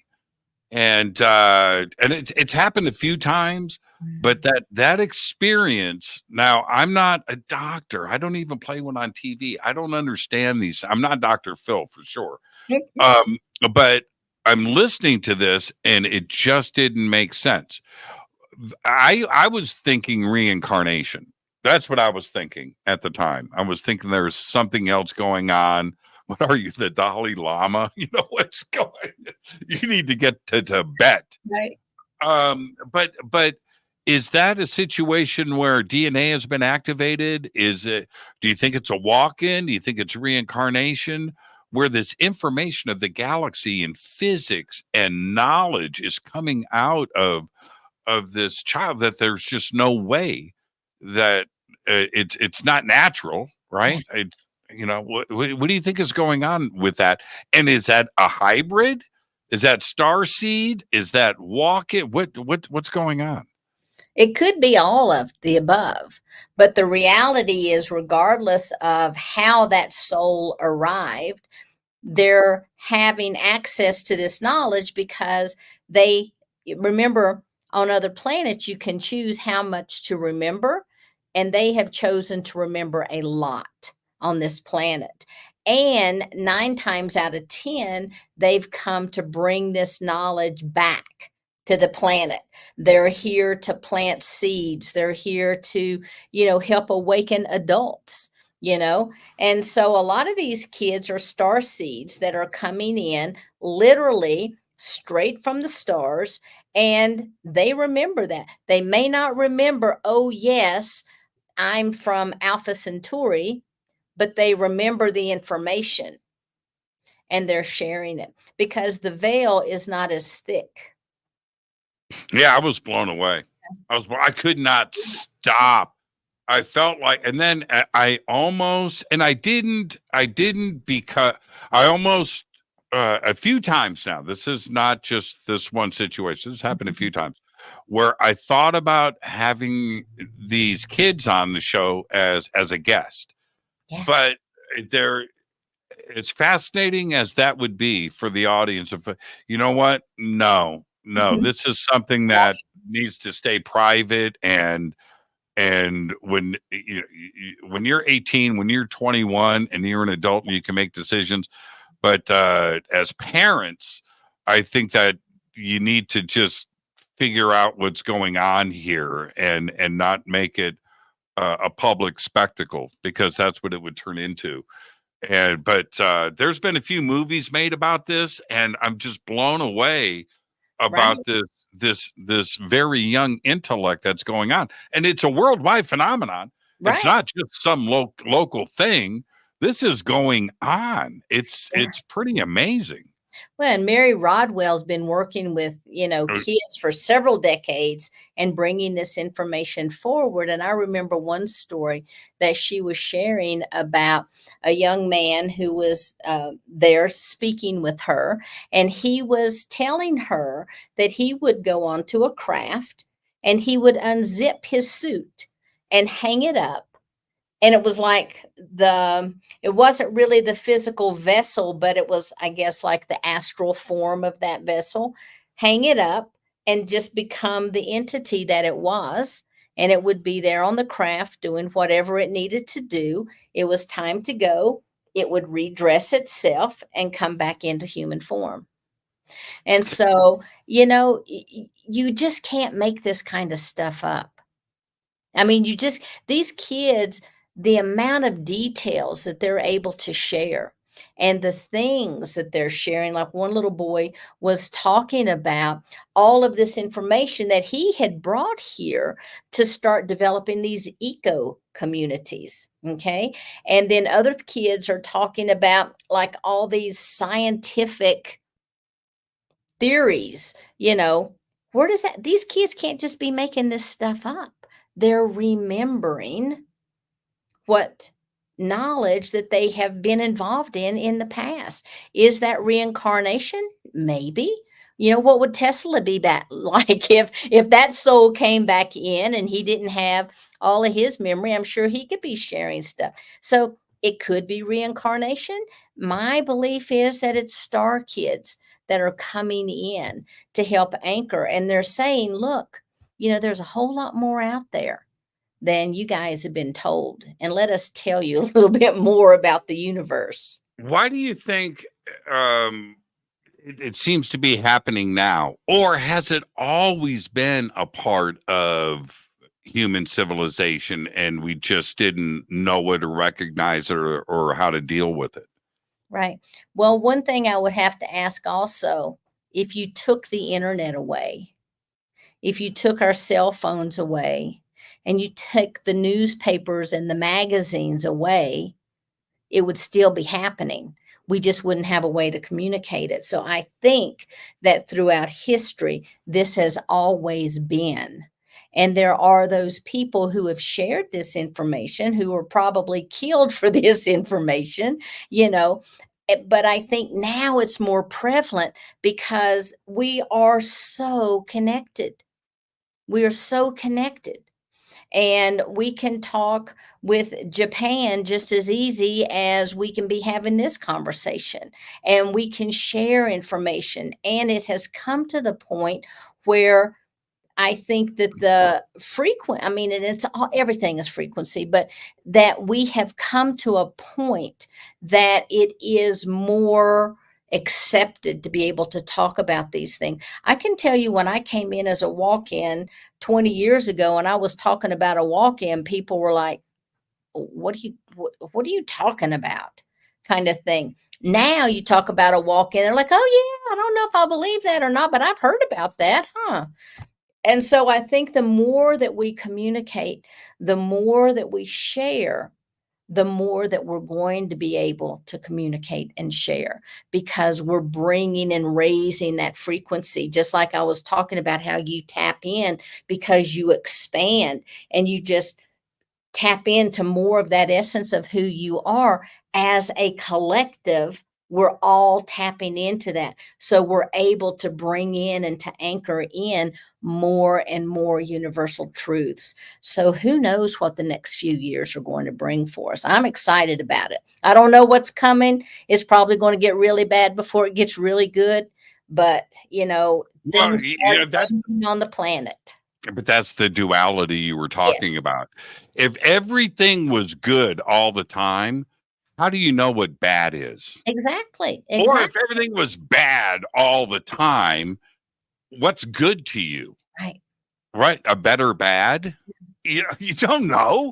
You have to have that duality. You have to have that to put yourself in check as a civilization, and from the micro all the way out to the macro. I wanted to ask you, something just got away from me. Dang it. Something just got away from me. I had a moment of brilliance and now it's gone. Man, it was there. It was right there. Drop into it. You can do it. You can do it. I swear to you, it was right there. What? Oh man. There was what were we talking about right before this? Well, we were talking about how you can't know good without the bad. Okay. Yeah, right and wrong. No, how we're shifting and how we're changing and bringing in and anchoring new information. Okay. Man, it got away from me. Okay. So okay. This is where I was going. In 1995, this is what we were talking about. In 1995, I'll never forget that moment when on America Online, right? And suddenly I found myself in real time talking to somebody in Germany, right? You remember that buddy chat? You had the buddy list and right? You remember that? God, we've come such a long ways. But that ability, because before that, you could talk to your neighbor, you could talk to people at work or at school or your friends or your parents or whatever, but your immediate, that was it. And it was like that since the beginning of time. Mm-hmm. And now I've met a complete stranger in somewhere around the world and having this conversation, and I was fascinated with that. And you have to think for a second, so were they, right? Now, and this was my moment of brilliance. Okay. What happened out of that is the ability to now ask people around the world, millions at a time in nanoseconds, questions. Are you having these experiences? And you know what arose out of that? The Mandela effect. Yes. And people were, by the millions, were going, I was thinking the same thing. Now that's the part of where this great awakening is happening, because having the ability to share that, I've been having these strange things and this thought, and I was thinking about cup of noodle soup, and now it's only called cup noodles, and my childhood is, you know what I mean? And without the internet and the ability to share knowledge, the reality of the Mandela effect would have never been known. Right. And that's where starseeds and walk-ins and this part of our reality has come into play, because we're able to share these thoughts that we've been having. Absolutely. Absolutely. And I believe that walk-ins have been here truly since the dawn of time. And I think I know starseeds have been here since the dawn of time, and, probably our progenitors and everything else. But, until we have these kind of conversations, they just stay hidden. And now we can talk about it, and who knows what the next generation is going to be talking about. Just think about that child you had the conversation with. Well, imagine when he finds other kids like him and they get together and start having conversations. What are they going to create? What kind of world are they going to present? Have you seen, I'm going to close with this. I'm trying to think the name of the film. Caroline Corey's film, like 2 films ago, with the kids with the Yes. math, Mm-hmm. reading books, right? What the heck? Yeah. Right now, somebody please explain to me reading a random page of Moby Dick, right? Or some, Shakespeare, whatever. Right. Just reading a random page, flipping it open and reading the page through an eye mask. Right. Which I have. I have a couple of them from the company. And that's hard flat. That's, no, you're not peeking, right? No. What is that an example of something presenting itself to us that the world just isn't as 2D as we think it is? Yes, but it also is the fact that these kids are coming in and they do not have that veil. But the other thing is they're exhibiting characteristics that we all have, but have been turned off. The movie was called Superhuman. Yes, I saw that. Yeah, it's a great film. And I haven't tried that. The company sent me the mask and stuff. I was a little nervous about it. Do I really want to know? And we, right? That's the thing. It's kind of like, I don't need my mind blown that much. I've got other stuff that I'm dealing with. And, things like deja vu and the Mandela effect, or seeing something strange in the sky, and, the ghost that I have in my house, whatever. I'm dealing with all of that. I don't need to be reading pages of War and Peace with the mask on. But the telepathy aspect alone is scary enough for a lot of people that they don't even want to know what they're actually capable of. Because, if we actually went back to our innate language, which I do believe is the telepathy, if we went all the way back to telepathy, then you would know the contents of someone's heart. You would know what they're feeling. You would know there would be, how can I say, no politicians? There would be a lot of people that would say one thing and do something opposite. People are not really ready for that yet. when you talk with people, a lot of times it's like, I'm starting to be clairvoyant. I'm starting to hear things. I'm starting to see, I feel whatever it is. And they're like, but I don't know if I want to. I don't know if I want to walk in a room and know everything about the people that's in that room. And so as a society, we've not been taught how to embrace these things. But And that's a safe place to be if that's it where you is want very to be. safe. It is. Yeah, It used to be. yeah. Now I am I have empathy for those that literally get up in the morning, drive to work, come home, have dinner, watch the news, go to bed, and do it all over again. Come home on Friday, and cut the grass on the weekend, change the oil in their car, and then go back to work because they've got to. Now I understand that we all have to do that. I do the same thing. I just do it with this show, but they don't ponder the significance of it all. Right. They don't understand what bliss is, or dreams, or manifesting, or any of that.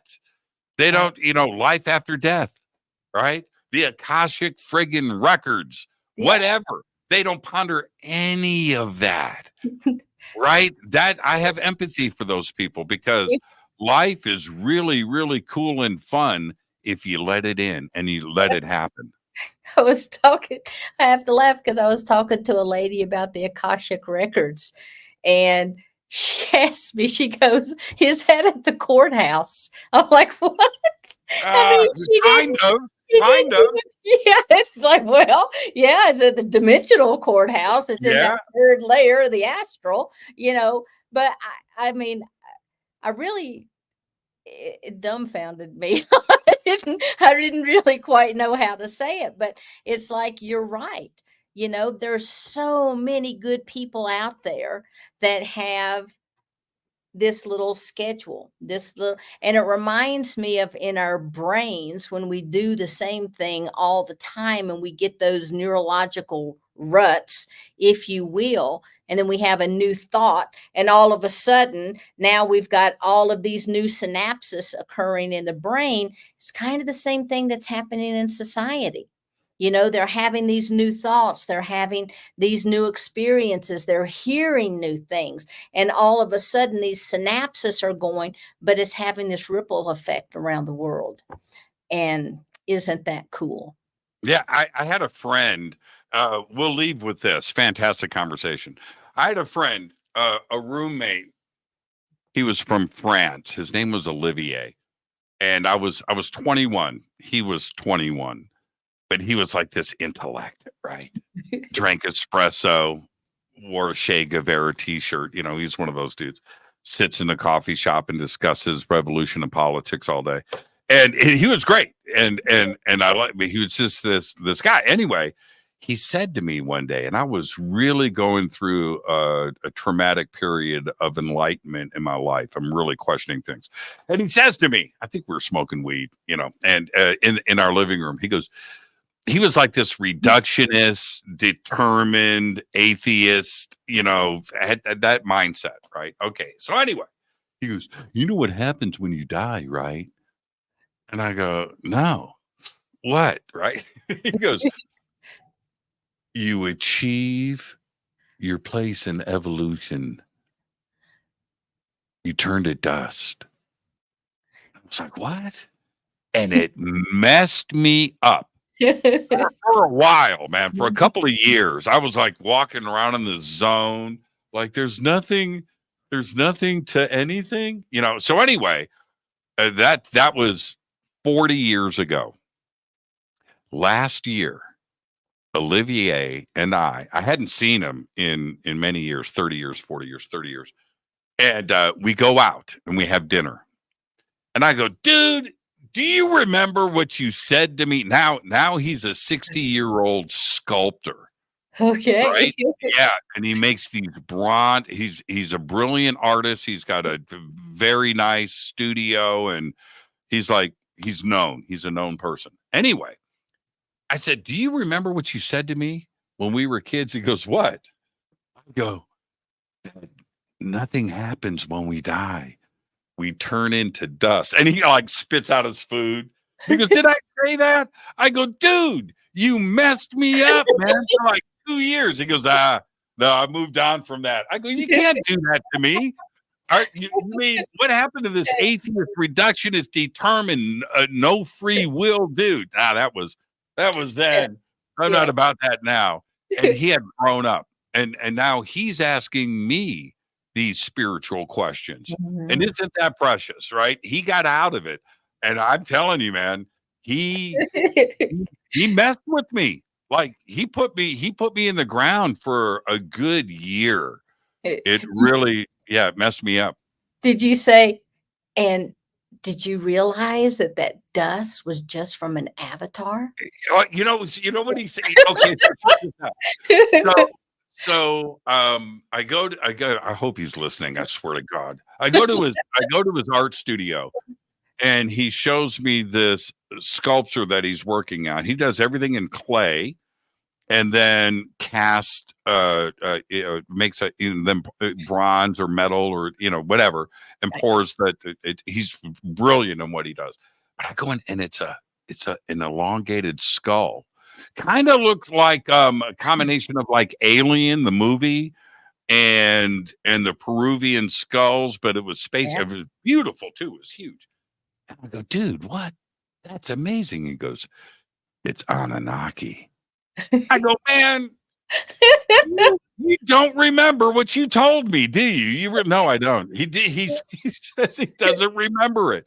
He changed my life, messed me up, and now he's grown up into this Anunnaki sculptor, and he's amazing. He's amazing. That's great.